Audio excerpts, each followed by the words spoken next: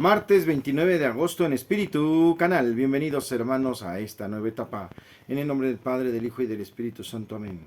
Te pedimos, Señor, que nos ayudes en este caminar hacia la evangelización. Sobre todo te pedimos por todos los chicos que regresaron de la JMJ a sus hogares, a sus casas, que hayan regresado todos con bien. Y no solo con bien, sino también con la fuerza, con el amor de evangelizarnos, de compartir, pues todo lo que Dios puso en sus corazones. Yo estoy seguro que muchos de ellos regresaron con grandes proyectos, grandes deseos de servir, de entregarse, de formar grupos, de dar retiros, de encontrarse con todo el proyecto de pastoral.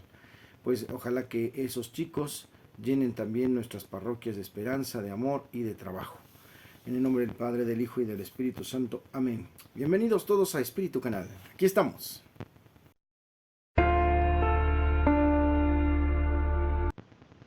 Lectura del Santo Evangelio según San Marcos, capítulo 6, versos 17 al 29. En aquel tiempo Herodes había mandado apresar a Juan el Bautista y lo había metido y encadenado en la cárcel. Herodes se había casado con Herodías, esposa de su hermano Filipo, y Juan le decía: no te está permitido tener por mujer la esposa de tu hermano. Por eso Herodes lo mandó encarcelar. Herodías sentía por ello gran rencor contra Juan y quería quitarle la vida, pero no sabía cómo, porque Herodes miraba con respeto a Juan, pues sabía que era un hombre recto y santo y lo tenía custodiado. Cuando lo oía hablar quedaba desconcertado, pero le gustaba escucharlo. La ocasión llegó cuando Herodes dio un banquete a su corte, a sus oficiales, a su gente principal de Galilea, con motivo de su cumpleaños. La hija de Herodías bailó durante la fiesta y su baile gustó mucho a Herodes y a sus invitados. El rey le dijo entonces a la joven: pídeme lo que quieras y yo te lo daré. Y le juró varias veces: te daré lo que me pidas, aunque sea la mitad de mi reino. Ella fue a preguntarle a su madre: ¿qué le pido? Su madre le contestó: la cabeza de Juan el Bautista. Volvió ella inmediatamente junto al rey y le dijo: quiero que me des ahora mismo en una charola la cabeza de Juan el Bautista. El rey se puso muy triste, pero debido a su juramento y a los convidados, no quiso desairar a la joven y enseguida mandó un verdugo que trajera la cabeza de Juan. El verdugo fue, lo decapitó en la cárcel, trajo la cabeza en una charola y se le entregó a la joven, y ella se la entregó a su madre. Al enterarse de esto, los discípulos de Juan fueron a recoger el cadáver y lo sepultaron. Palabra del Señor. Ya que el día de hoy celebramos la muerte de Juan Bautista, ya que es el único santo que celebra su bautismo, su nacimiento y su muerte, y además el bautismo a Jesús, bueno, pues por eso este evangelio, que nos llama mucho la atención porque aquí hay muchos pecados plagados. Por un lado, imagínense, Herodes, el hijo de Herodes el Grande, que mató a los santos inocentes, pues también heredó de su padre el pecado y la maldad. Ni más ni menos tiene una relación muy extraña con la esposa de su hermano. Técnicamente se va a vivir con la esposa de su hermano y con la sobrina. Este hombre lleno de ego, de poder, de enfermedad, pues está en su cumpleaños. Imagínense una persona con un ego de tal magnitud, está en su cumpleaños. Y ya sabemos que en las mazmorras tiene a Juan el Bautista, porque Juan el Bautista le dice la verdad: no te está permitido tener por esposa a la mujer de tu hermano. Entre tantas mujeres, ¿por qué la de tu hermano? Bueno, pues él aguantaba vara porque escuchaba la palabra de Dios y le intrigaba. Pero la mujer, ya saben, ¿verdad?, estaba esperando el momento de vengarse por aquellas cosas que decía contra ella. ¿Y qué es lo que sucede? Pues en esta fiesta sucede lo siguiente. La sobrina, ¿verdad?, Salomé, se pone a bailar de una manera muy sensual y queda prendado Herodes, como todos los invitados, de la manera de cómo baila esta mujer, toda una seductora. Pues le dice delante de todos muy ufano: pídeme lo que quieras, como diciendo: todo me pertenece, yo te puedo dar lo que tú quieras. La mitad de mi reino si quieres. La joven no sabía, en su inexperiencia, qué pedir. Va con la mamá y la mamá, en lugar de educarla, de ayudarla a formar, volca sobre ella su egoísmo, su veneno, su odio, y pide la cabeza de Juan. ¿Cuántos padres volcan sobre pues los inocentes ojos, oídos, espaldas de sus hijos la venganza contra otras personas, contra otros seres humanos, contra los sobrinos, contra los primos, contra la tía, contra alguien de la misma familia? es inadecuado. Cuando la madre tiene la posibilidad de bendecir, de educar a la hija, la destruye y volca sobre ella su veneno, su venganza. Así fue, y así decapitaron a Juan el Bautista, ¿verdad? Y pues es este chivo expiatorio que muere a causa de acallar las voces que piden paz y justicia y verdad. ¿Cuántas voces han tratado de ser calladas en la muerte, en la violencia? ¿Cuántas balas? ¿Cuánta corrupción para que no digan la verdad, para que no denuncien, no expresen? Se puede matar a la persona, pero la idea, la palabra, el grito continúa. En el Evangelio de hoy, hermanos, este gran testimonio del martirio de Juan el Bautista.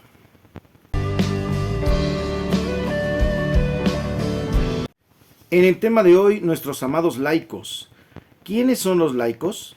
Etimológicamente, el término laico designa a un miembro de Laos, o pueblo de Dios. Laos es una palabra del griego bíblico que en el lenguaje judío y después del cristianismo se refería expresamente al pueblo consagrado en oposición a las naciones paganas. Durante mucho tiempo se definió el laico como aquel que no era sacerdote ni religioso. No se conceptuó al laico por lo que era, sino por lo que no era. En el Concilio Vaticano II se dio a la tarea de dar una definición positiva de laicado. La Constitución Lumen Gentium, o Luz de las Gentes, vuelve al concepto de iglesia como pueblo de Dios y pone en relieve la esencial dignidad de los cristianos y su igualdad. De estos conceptos se desprende que la iglesia somos todos, no solo la jerarquía. La iglesia es comunidad de dentro de ella, todos somos miembros plenos. El Papa, los obispos, los sacerdotes, los religiosos y por supuesto todos los laicos. El laico es un miembro del pueblo de Dios. El concilio dedica al laico el capítulo 4 de la Lumen Gentium que conviene leer y conocer. Y lo presenta como una persona incorporada a Cristo por el bautismo y que por lo tanto participa de las funciones sacerdotal, profética y regia de Jesús. El laico a partir del bautismo recibe una misión a realizar en la iglesia y en el mundo. A su manera y en sus condiciones particulares ejerce el servicio de santificar, misión sacerdotal, de enseñar, misión profética y de gobernar, misión real. Nos dice el concilio que existe un sacerdocio común a los fieles, el cual es una participación en el sacerdocio de Cristo. De esta manera el laico está llamado a hacer de su persona y de sus actividades un sacrificio agradable a Dios. Los cristianos, por su unión al único verdadero sacrificio de los méritos de Cristo, participan en una forma real en la redención del mundo y en su santificación. La doctrina sobre los laicos constituye una de las aportaciones más relevantes del concilio. Nunca antes en la historia de la Iglesia había habido un concilio hablando en forma tan extensa, positiva y sistemática del lugar y funciones del laico en la Iglesia y en el mundo. ¿De qué manera son los laicos en la Iglesia? ¿Cuál es su sitio dentro de ella? ¿Cuál es su papel en el mundo? Bueno, pues los laicos realizan plenamente algo que es común a toda vocación cristiana. Viven en el mundo y se encargan de orientar los asuntos de la sociedad, de la que forman parte, en función de la extensión del reino de Dios. Los laicos pueden realizar en forma más plena esta tarea por vivir inmersos en las realidades temporales. Son protagonistas del pleno derecho en la evangelización. El deber y el derecho del laico al apostolado deriva de su misma unión con Cristo. El cristiano por el bautismo está inserto en el cuerpo místico de Cristo y el sacramento de la confirmación lo robustece por la fortaleza del Espíritu Santo. Por tanto, es el mismo sacerdote el que lo destina al apostolado. El sacerdote puede precisamente tomar importantes conceptos, señalar que el laico que vive en el mundo inmerso en las realidades temporales no es una persona profana, sino consagrada y plenamente entregada a Dios. Debe el laico hacer de su propia vida un sacrificio que sea agradable a Dios, teniendo en cuenta que también en las cosas de la vida diaria se rinde culto al Señor. La imitación de Jesús es la pauta. Se trata de tomar a Cristo como ejemplo y como generador de un estilo de vida de acuerdo con la personalidad propia de cada creyente. Hay que reproducir la historia de Jesús, repetirla, representarla de forma creativa y acomodando a la propia individualidad de cada laico, ser testigos del Señor con la propia vida. Al vivir las realidades de la vida cotidiana desde el seguimiento de Jesús, se santifican todas las actividades.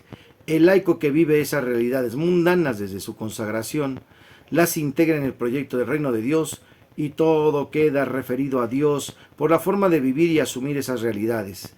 la familia, la profesión, el trabajo, la economía, la política. En el tema de hoy.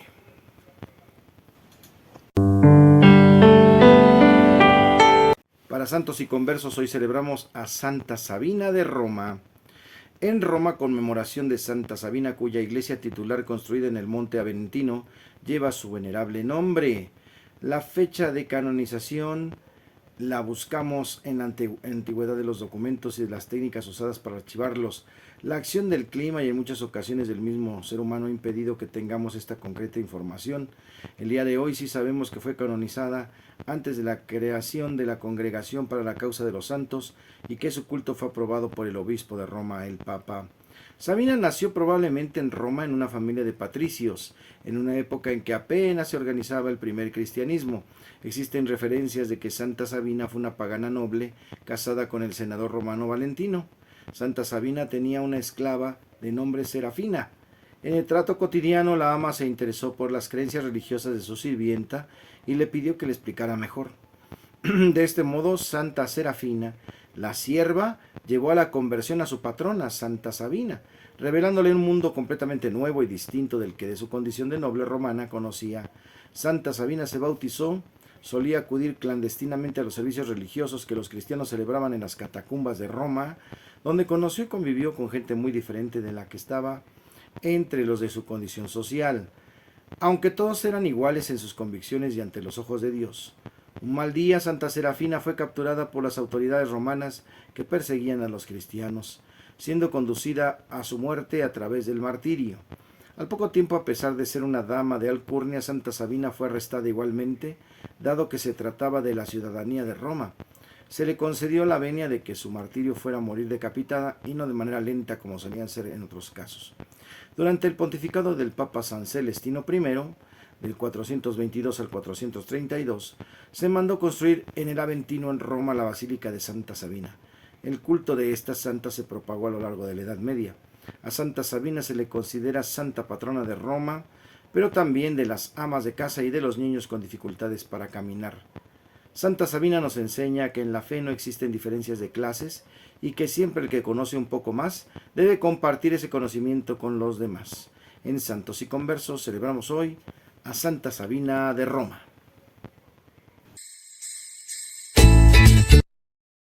Y para la rola de hoy, una canción de rap. Bendición de los alimentos, está muy interesante para todos los chicos del canal de Cielo Abierto Kids. Bendición de los alimentos. Venga de ahí, conózcanla. Vamos dando gracias, Señor, por el alimento en esta mesa hoy, por las manos de quien lo preparó, por reunirnos con tanto.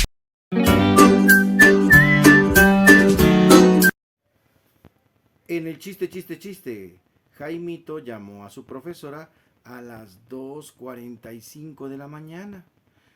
Y la maestra de medio dormida, ¿qué pasó, Jaimito? ¿Por qué me llamas ahorita que no ves que estoy dormida? Y Jaimito contesta, muy bonito, usted dormido está, y yo aquí haciendo la tarea. Señor Jesús. En curiosidades, la sabiduría es de Dios, no de los hombres. En Turquía está la famosa mezquita de Santa Sofía, que fue un templo cristiano y hoy conserva el título que elogia a la sabiduría, es decir, a Dios. Nos podemos pensar en por qué la majestuosidad del lugar en Turquía, quien ha encontrado a Dios es capaz de alabarlo, de honrarle con las acciones que dan una paz que hoy no siempre encontramos. Nos dejamos envolver por un mundo de tanta tensión que en ello nos distrae y ponemos nuestro corazón a experimentar lo que es progresar por la sabiduría. Por eso, en el libro del Siráside, la experiencia con la sabiduría le lleva a hacer cosas buenas al hombre, a no sentirse defraudado porque ha encontrado la pureza y el descanso. Además, se lamenta por haber conocido poco la sabiduría. Es el contraste con lo que nos dice el Evangelio. Al estar en el templo, Jesús y sus discípulos se acercan a un grupo de judíos, los sumos sacerdotes, los escribas y los ancianos, gente de mucho estudio en las Escrituras, en la historia de Israel. ¿Por qué no reconocen la autoridad de Jesús y se pierden en otras ideas para agradar a la gente a la manera humana? Presentan muy bien sus ideas para ver qué respuesta darle a Jesús. saben cómo no comprometerse por sus cargos, pero eso solo les pierde en sus pensamientos y se les va lo más importante, reconocer que Jesús viene del Padre. Queridos hermanos, esto en Curiosidades.